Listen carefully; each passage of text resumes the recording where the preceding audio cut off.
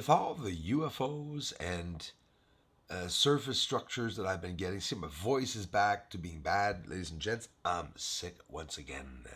But I'm still going to do my videos, that's for sure. Right, let's make up a theory right here with my research.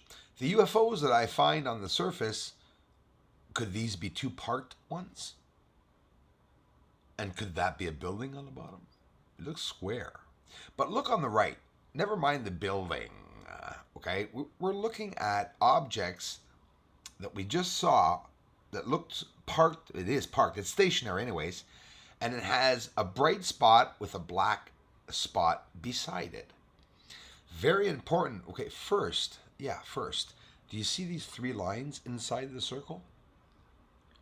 Inside the circle, I'm showing you a UFO going by, or three objects simultaneously going by, and through the whole footage as I progress, you'll see it move over to the right across the screen. That's more proof that there are UFOs on the moon. But check it out. What I just showed you in the image, and we're going to go back to see it again. There it is on the bottom.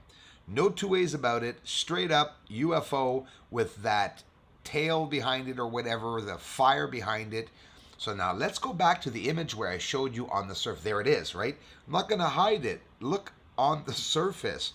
Just to tell you that the characteristics, you have to agree with me, are exactly the same. Now, what the hell are all the other objects around that? Could these be bases? Why are we seeing blurry surfaces hiding those bloody areas? I'm telling you, I really believe more and more that that is a real camouflage on the surface.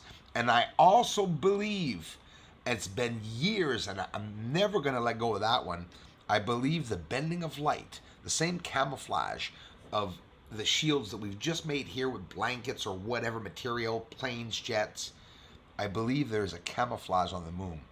Natural or not, it's that bending of light is hiding so much from us on the surface. Do you see the lights behind there? Look at that. Right behind the UFO, a light. So could that be what I just showed you on the surface? Well, yes, it's the exact same shape, form, and size. But is it that? I don't know. Let's go back. You just saw it. Here it is. Oh, wait, actually, here's another one. And yeah, the black spot, there it is on the bottom, beside that I've showed you before, right? Just not with this information. Okay? These are UFOs. I study these each and every day, and when I find something out, I share them with you guys. Here we are again, the UFO spot. So do you understand that I'm just showing you that they have similar characteristics to the UFOs that I caught moving around that I'm showing you guys? So it doesn't mean that they're parked there, right? And are these actually leaving the surface? Or are they appearing on the surface? Did the one on the right disappear and take off forward, or did it disappear to take off to the left there? Is it teleporting? Is it because it's too fast and it's changing areas? And here, what's this double thing? Whatever. Am I getting a frame where I'm seeing it double because it's moving so fast, or are there several lights leaving the same area? Love this one, guys and gals. A circle. Look. It's right there beside Plato crater. A perfect circle. Watch this. It's there. It's sitting right there. It's perfectly symmetrical. It's probably about 50 kilometers. I don't know. 100 kilometers. I don't know exactly. I don't remember offhand how big Plato. Bruce needs a vacation. Plato crater. So there's a circle right there. And what the hell is it? It's transparent, definitely, because we can see through it. We can see the lines through it too, but it's like, what is it? I'm not here to change anyone's religion. I'm not here to change anyone's beliefs, but I'm here so that people will integrate or maybe add to their own beliefs these findings, right? Whatever you guys think of it, this is Betelgeuse, the comet, I guess. We can say asteroid, meteor. I don't know. Maybe it was so close, that's why it has a tail. Don't forget, I talk a lot about sublimation and about substance turning into gases. And that's what happens when some of these objects go by these hot stars. Betelgeuse is very big and is very hot. Here's that comet that we're going to look at in the 3D program, but, and I said again, but there's no 3D here. I'm just being straight up honest with you.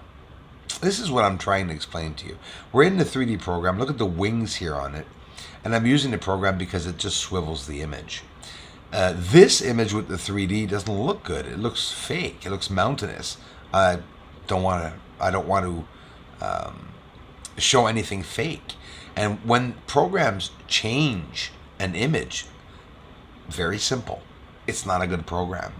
Because a program, well, depending, of course, if it changes for the better, okay. But in general, a program is supposed to enhance the visuals of an image to help you see the actual image that you're already looking at. And that's straight up, my goal here. There's an amazing asteroid. We saw UFOs in this video. We'll see some more UFOs.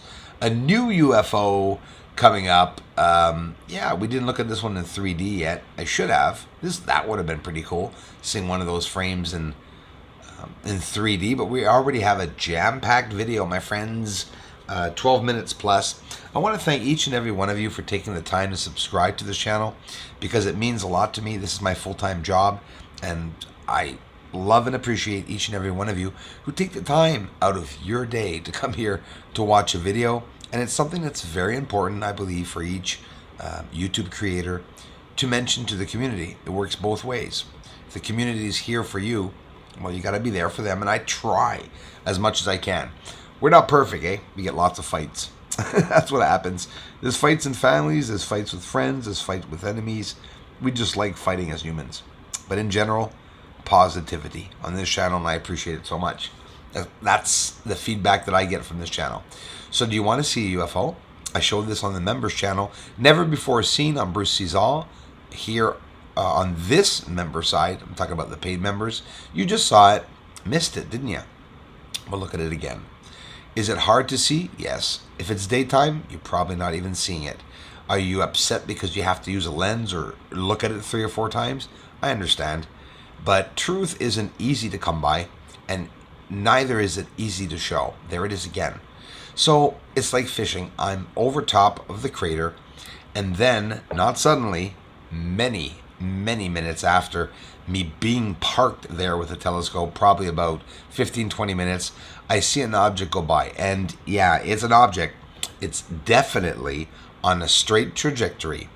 So what are we looking at? Where is Eratosthenes crater? It's at the end of the Apennine Mountains. Very easy to see online. A lot of people show this crater. And you're looking at a square in the center, though. Or, let's just say, an illumination in the center of Eratosthenes crater. In the past, I've showed Eratosthenes crater declaring that there was a towering object in the center. And I was probably wrong. It was lying down. So it was a shadow. But how come sometimes we can see what looks like towers, and it's never easy. There's that light in the center. So not only is there a light, we see, let's just say 90-degree angle, right? We see that there's like sides to whatever this is, sort of a very odd area to have an illumination right in the center, if you depend on the shadowing around it, the area, the mountainous terrain. Some shadows just don't make any sense. So if you're looking with binoculars or with an infrared camera, this is not infrared, it's just a green filter. If you're looking at the surface and you see UFOs like that, what would you think? Do you see any explosions here in that little white object going by? Oh my gosh, so much is going on here. I can't even say anything. There's that object of 3 lights going by. I see everything. Well, of course, obviously, I'm looking each and every day in this, these amazing captures and findings. I work hard, so I definitely appreciate each and every one of you coming here. I mean, look at this object. And they're different. They have different characteristics.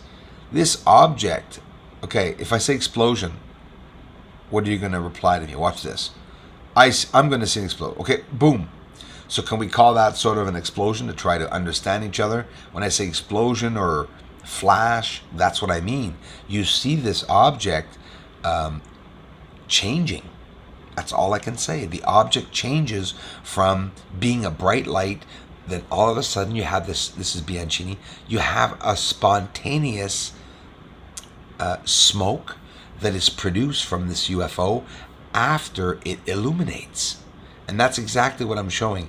I'm showing the illumination of a UFO, and then I'm showing the smoke that comes from that. We see the UFOs get small. We'll see another one in this video also entering another crater. I've shown a couple UFOs entering the craters. These are structures or anomalies, but they have the same size, shape, and form. So if they're anomalies, they have the same shape, size, and form. So most likely they're not natural. But then again, it's just a theory. This one's going in the crater, or seems to be getting smaller once it crosses that threshold of the edge of the crater. So I write here, this could be debris, but smoke is coming from that line, coming from Plato crater.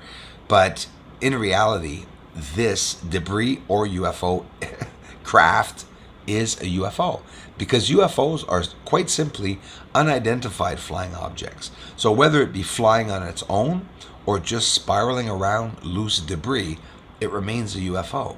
And UFOs are captured on the moon. I never mentioned them being alien crafts, but look for yourself. This one's not going over the moon.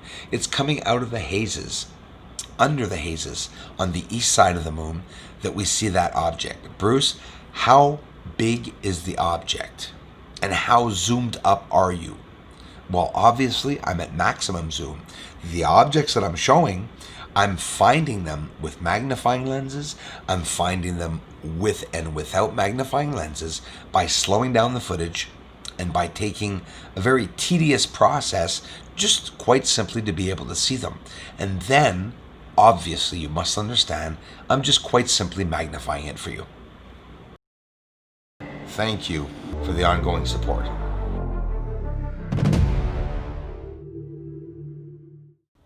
I don't want to change your religion or beliefs. I want to change your life.